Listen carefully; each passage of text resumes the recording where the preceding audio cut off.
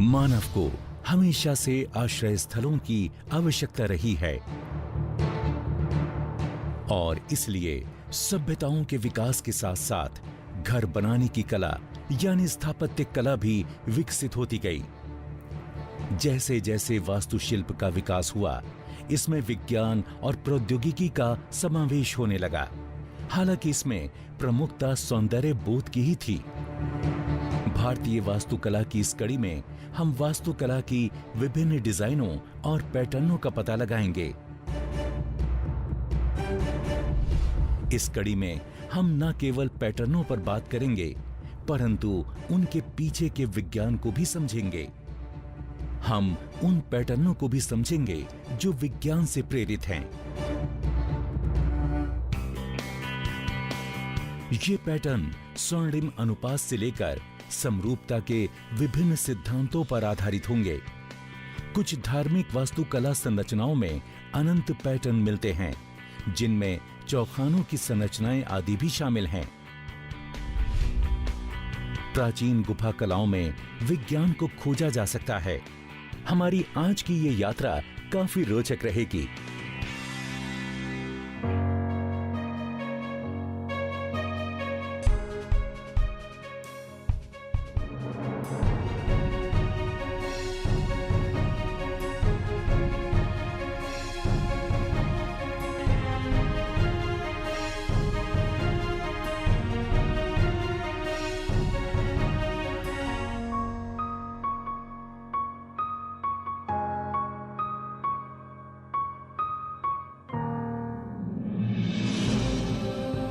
यदि हम पूरे भारत की अनोखी वास्तुकला पर गौर करें तो एक बात तो साफ हो जाती है कि इन डिजाइनों में गणितीय योगदानों से इनकार नहीं किया जा सकता। आप सोच रहे होंगे कि ऐसे कैसे हुआ होगा। प्राचीन भारत में गणित के कई पहलुओं की गंभीर समझ थी और यही वजह थी कि गणित ने डिजाइन के कई पहलुओं को प्रेरित किया। उदाहरण के लिए इमारतें विशिष्ट समानुपात और अनुपात के आधार पर बनाई जाती थीं। हड़प्पा सभ्यता से लेकर आधुनिक शहर चंडीगढ़ तक में हमें इस बात का एहसास हो सकता है। वास्तुकला में जो सबसे प्रसिद्ध अनुपात है, उसे स्वर्णिम अनुपात के नाम से जाना जाता है। स्थापत्य कला में इसके उपयोग को विस्तार से समझने से पहले हम स्वर्णिम अनुपात को समझ लेते हैं।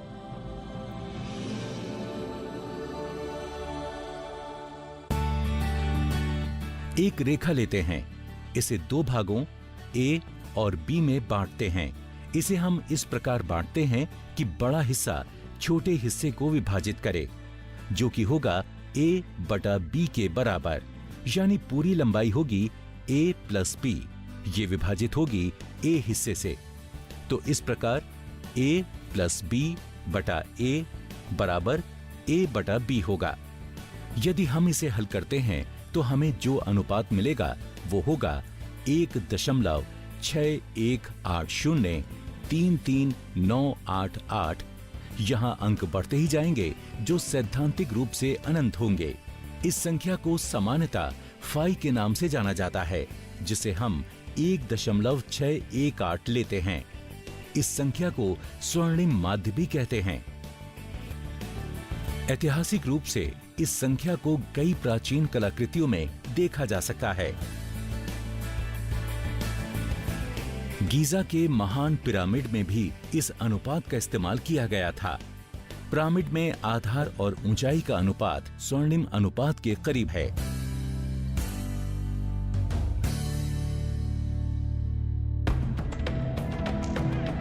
लगभग सभी प्राचीन हिंदू मंदिर अभिविन्यास के कुछ स्पष्ट दिशा निर्देशों के एक सेट का अनुसरण करते हैं। आमतौर पर मंदिर की ऊंचाई इसकी चौड़ाई से दुगनी होनी चाहिए और सीढ़ियों सहित जमीन के ऊपर की नींव की ऊंचाई मंदिर की ऊंचाई की 1/3 के बराबर होनी चाहिए। पवित्र स्थान मंदिर की चौड़ाई का आधा होना चाहिए। ऐसे अनेक नियम हैं। इस तरह के दिशा निर्देशों से हम स्वर्णिम माध्य के विभिन्न अर्थ निकाल सकते हैं। स्वर्णिम माध्य के उपयोग का सबसे प्रसिद्ध उदाहरण ताजमहल है।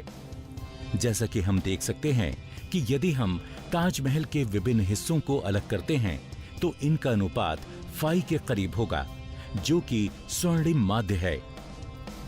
उदाहरण के लिए, जब हम भव्य केंद्रीय मेहराब की चौड़ाई और ताजमहल की चौड़ाई का अनुपात निकालते हैं, साथ ही मेहराबों की खिड़कियों की ऊंचाई और गुंबद के नीचे मुख्य भाग की ऊंचाई के अनुपात को मापते हैं, तो ये स्वर्णिम माध्य को प्रदर्शित करते हैं।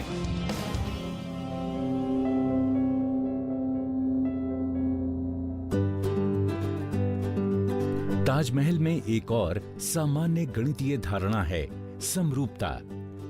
यहां समरूपता को स्पष्ट रूप से देखा जा सकता है। मध्य की ये रेखा ताजमहल को 2 समान हिस्सों में विभाजित करती है। स्थापत्य कला को और अधिक समझने से पहले हम गणितीय समरूपता को समझ लेते हैं। गणितीय रूप से समरूपता का मतलब है कि यदि एक आकार को हम मोड़ें, पलटें या सरकाएं, तो दूसरा रूप उसी के समान हो। नीचे दी गई बिंदुवार रेखाएं समरूपता के लिए नहीं हैं। ये आकार को आधे हिस्सों में काटती हैं, परंतु ये मिरर इमेज नहीं बनाती हैं। ताजमहल में हम जो समरूपता देखते हैं, उसे रेखीय समरूपता या दर्पण या प्रतिबिंब समरूपता के नाम से जाना जाता है। असल में वस्तु यहां दर्पण की भांति एक रेखा के रूप में प्रतिबिंबित होती है। ताजमहल को यदि हम बारीकी से देखें तो ताजमहल को छोटे झरनों के सामने से बांटने पर वो दर्पण का आधा दिखाई देता है। वाकई ये अद्भुत है। सजावट में परावर्तन समरूपता भी काफी देखी जा सकती है, जिसे कीमती और नायाब पत्थरों से बने सफेद पारदर्शी संगमरमर पर देखा जा सकता है। इस तरह की रेखीय समरूपता को भारत में कई स्मारकों जैसे प्रसिद्ध सांची स्तूप, औरंगाबाद की एलोरा गुफाओं, हुमायूं का मकबरा और इंडिया गेट में देखा जा सकता है। एक अन्य प्रकार की समरूपता जो कि कम प्रचलित है, रेडियल समरूपता या घूर्णी समरूपता कहलाती है। ये केंद्रीय धुरी की एक ऐसी समरूपता है जो कि स्टारफिश या हिमकण में देखी जा सकती है। इस प्रकार की समरूपता को अक्सर सभी प्रकार के स्मारकों की छतों पर और चर्चों में कांच की खिड़कियों में देखा जा सकता है।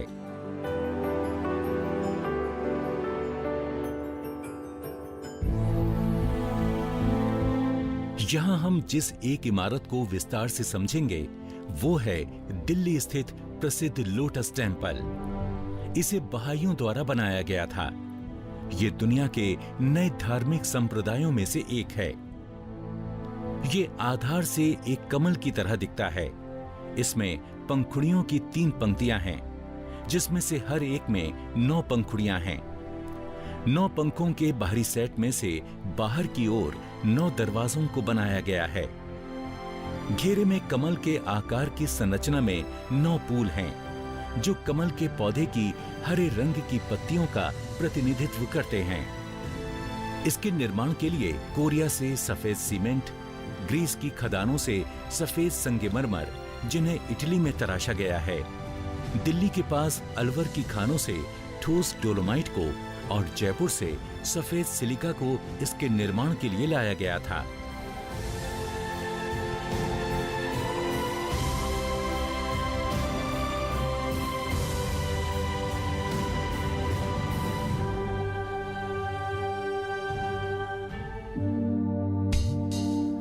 बहाई मंदिर के बाद हम एक और आश्चर्यजनक धार्मिक संरचना की ओर चलते हैं।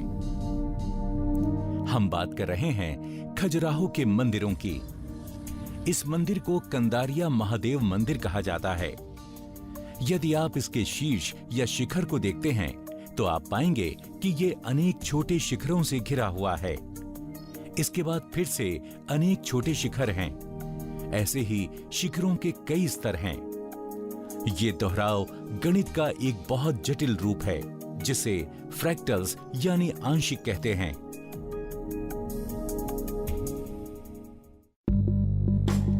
इसे समझना बहुत सरल है। असल में फ्रैक्टल एक कभी ना खत्म होने वाला पैटर्न है। फ्रैक्टल्स अनंत रूप से ऐसा जटिल पैटर्न होता है जो अलग अलग पैमानों पर स्वयं के समान होता है। इन्हें एक सरल सी प्रक्रिया के द्वारा एक सतत लूप के अंतर्गत एक के बाद एक दोहराया जाता है। अब यदि आप फिर से शिखर को देखें तो आप इसकी फ्रैक्टल संरचना को देख पाएंगे। असल में इस पर एक के बाद एक 84 फ्रैक्टल संरचनाएं हैं जो शिखर तक पहुंचकर समाप्त होती हैं। इन छोटे टावरों में से प्रत्येक को पूरे शिखर की एक छोटी प्रतिकृति के रूप में डिजाइन किया गया है। हम इस तरह के फ्रैक्टल पैटर्न्स को इन मंदिरों में भी देख सकते हैं। हम्पी के विरूपाक्ष मंदिर और मदुरई के मीनाक्षी मंदिर। इस गणितीय प्रभाव का एक दार्शनिक पहलू भी है। ऐसा माना जाता है कि ब्रह्मांड का प्रत्येक हिस्सा अपने आप में संपूर्ण है और इसलिए मंदिरों को ब्रह्मांड के मॉडल के रूप में डिजाइन और निर्मित किया जाता रहा है। इस विचार को लेकर अब हम एक मंदिर से मकबरे की ओर चलते हैं। इस मकबरे को मुगल बादशाह हुमायूं द्वारा बनवाया गया था। हम इस मकबरे की सुंदरता को इसमें अंतर्निहित विज्ञान और प्रौद्योगिकी के द्वारा समझने का प्रयास करते हैं। इसके लेआउट से शुरुआत करें तो यह मकबरा वर्गाकार बगीचे के मध्य में खड़ा है, जिसे 4 मुख्य वाटिकाओं में बांटा गया है, जिन्हें 4 बाग कहते हैं। मूल रूप से ये चतुर्भुजाकार बगीचे को इंगित करता है, जिसे रास्तों और बहते पानी वाले रास्तों के रूप में छोटे भागों में बांटा गया है। इस मकबरे का डिजाइन भी इसी प्रकार का है। इसमें वर्ग रूप में 9 गुनी योजना है, जहां केंद्र में 8 2 मंजिला गुंबददार कक्ष हैं। गुंबददार कक्ष दोगुनी ऊंचाई लिए हुए हैं। हर स्तर पर चैम्बर सीधे और विकर्ण रास्तों से जुड़े हुए हैं। हुमायूं के मकबरे में प्रत्येक कक्ष इनसे निकले 8 और छोटे चैम्बरों से निर्मित हैं। यहां इसी प्रकार के और भी पैटर्न हैं। यदि हम इन पैटर्नों को देखते हुए इस मकबरे के चारों ओर घूमते हैं तो हमें उनमें एक निश्चित गणितीय समरूपता देखने को मिलती है। इस तरह के पैटर्न को टाइलिंग या टेसेलेशन कहा जाता है। हम ऐसे पैटर्न को अन्य मुगल और इस्लामी स्मारकों जैसे फतेहपुर सीकरी में देख सकते हैं।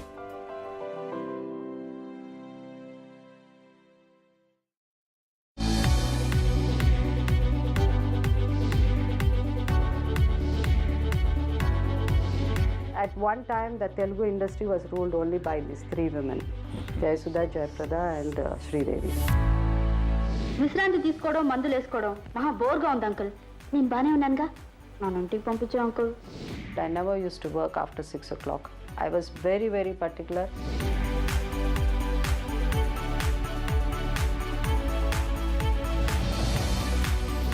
నమస్కారం, నేను మీ జయసుధ. మనం కలుసుకుందాం गुप्त गु प्रोग्राम लो, सिर्फ राज्यसभा टीवी पर।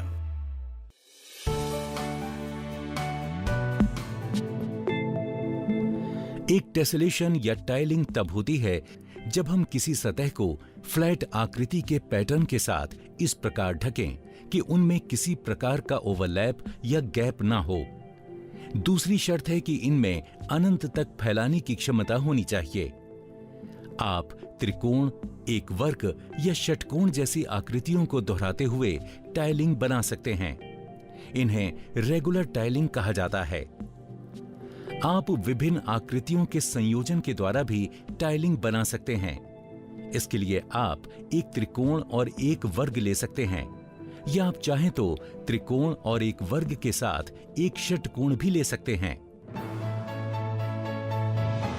इस्लामी संरचनाओं में इस तरह के गणितीय पैटर्न बहुत सामान्य थे, क्योंकि वो जानवर या मानवीय चित्रों को चित्रित नहीं करते थे। पहले ऐसा माना जाता था कि केवल स्ट्रेट एज यानी सीधी कोर और दिशा सूचक यंत्र का उपयोग करके कारीगर पूरी टाइलिंग का निर्माण करने में समर्थ थे। बाद में पता चला कि ये लंबी प्रक्रिया संभवतः असंभव होगी, क्योंकि संरचना को त्रुटि युक्त और जटिल पैटर्न वाला होना चाहिए। बाद में शोध से पता चला कि ये इन जटिल ज्यामितीय पैटर्नों को गिरी टाइल्स नामक 5 टाइल्स के दोहराने से बनाया गया था। ये टाइल्स थे एक नियमित दशभुज, जिसमें 144 डिग्री के 10 आंतरिक कोण होते हैं, एक लंबा अनियमित उत्तल षटभुज जिसके आंतरिक कोण 72 degree, 144 degree, 144 degree, 72 degree, 144 degree और 144 डिग्री के होते हैं। एक बोटाई यानी गज गांठ जो कि गैर उत्तल हेक्सागन है, इसके आंतरिक कोण 72 degree, 72 degree, 216 degree, 72 degree, 72 degree और 216 डिग्री के होते हैं। एक समभुज जिसके आंतरिक कोण 72 डिग्री, 108 डिग्री, 72 डिग्री और 108 डिग्री के होते हैं।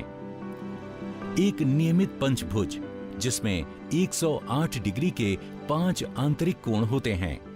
हम देख सकते हैं कि किस प्रकार ये पैटर्न विभिन्न प्रकार से मिलकर मंत्रमुग्ध कर देने वाली संरचनाएं बनाते हैं।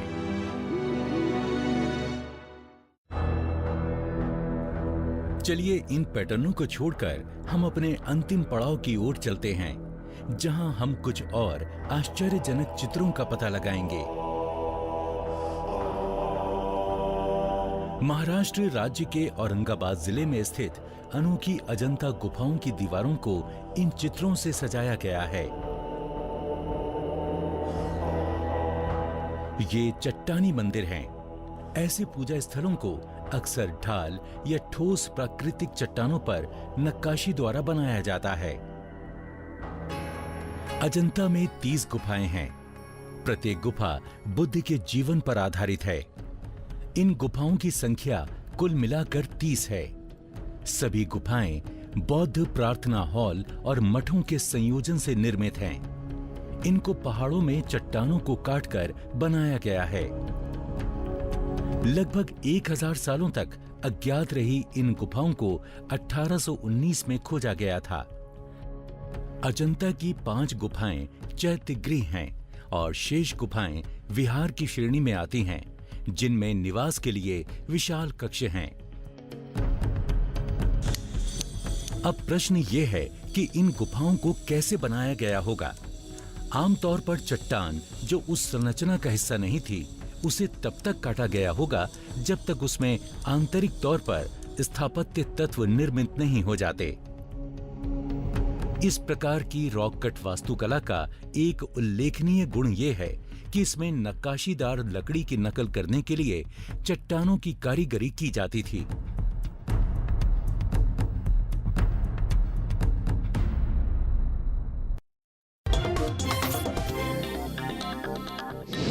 आज हम मौजूद हैं कोस्टल कर्नाटक यानी कि तटीय कर्नाटक के बेहद खूबसूरत शहर उडुपी में, और ये कार्यक्रम है कर्नाटक का रण।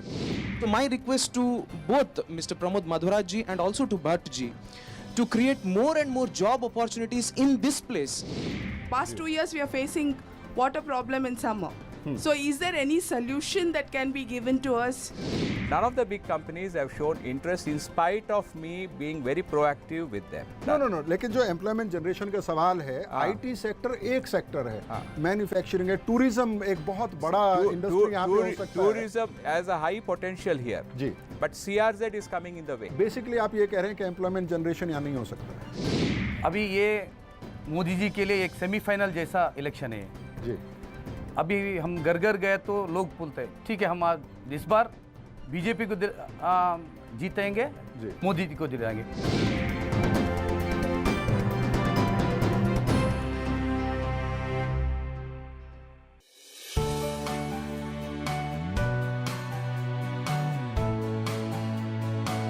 यहां किस प्रकार की तकनीकों का उपयोग किया गया था? सबसे पहले आउटलाइन तैयार की गई होगी, फिर खुदाई को छत से शुरू किया गया था, जिसे सबसे पहले पूरा किया गया। चट्टानों को तब तक काटा गया होगा जब तक फर्श तक नहीं पहुंचा गया होगा।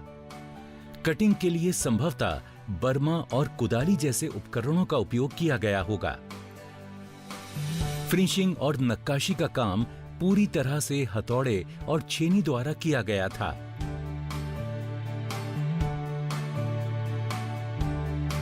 उत्खनन, ड्रेसिंग और परिष्करण का काम एक दूसरे के साथ किया गया था। इसके तथ्य अधूरी गुफाओं से मिलते हैं, जिनमें चित्रों के निशान मिले हैं। इससे ऐसा लगता है कि छेनी का काम और ब्रश का काम एक साथ किया गया होगा। तो इन गुफाओं को मूल रूप से चट्टानों को तराश कर बनाया गया है।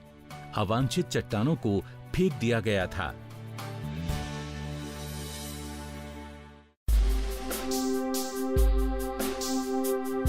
इन गुफाओं की मूर्तियों में मजबूत व्यूह रचना, आंकड़े, सहायक आंकड़े, कथाएं और सजावटी रूपांकन शामिल हैं।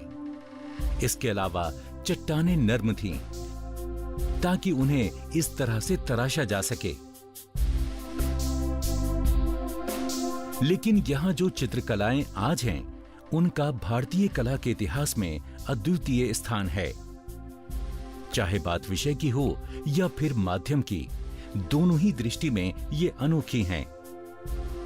अधिकतर चित्रकलाओं में बुद्ध के जीवन की घटनाओं और जातक कथाओं की कहानियों को चित्रित किया गया है। अतिव्यापी चित्रों से पता चलता है कि बड़े ही तालमेल से रंगों को मिश्रित करके घुमावदार लाइन वर्क किया गया होगा। हालांकि अजंता गुफाओं को बनाने वाले कारीगरों के बारे में कोई जानकारी नहीं है। ये उस भारतीय परंपराओं की विशेषता है जिसमें अनामिकता के साथ आत्मत्याग को वरीयता दी जाती है। आज भी अजंता की ये गुफाएं बौद्ध परंपराओं का संपूर्ण चित्रण करती हैं।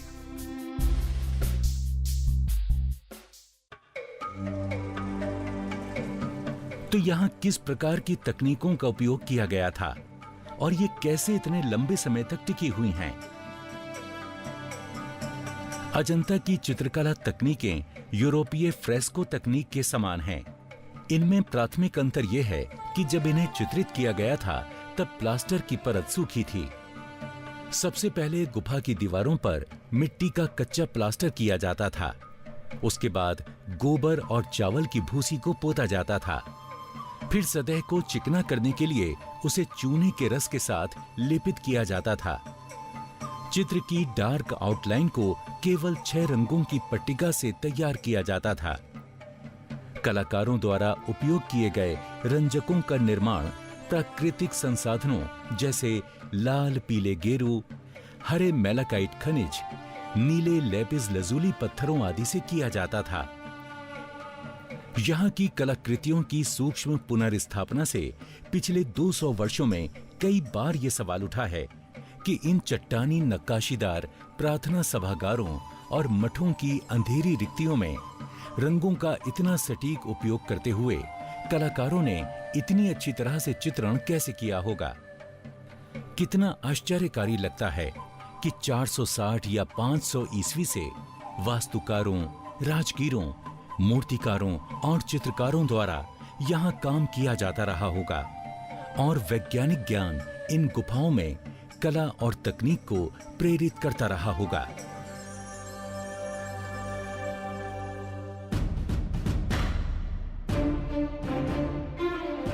इस कड़ी में ज्यामिति और तकनीकों के माध्यम से स्थापत्य कला की हमारी यात्रा काफी रोचक रही है। गणितीय अवधारणाओं से निर्मित पैटर्नों और चित्रों ने हमारे प्राचीन स्मारकों को सुंदरता प्रदान की है। इससे एक बात तो पता चलती है कि हम जो भी संरचनाएं देखते हैं उनमें विज्ञान और प्रौद्योगिकी का अहम योगदान है।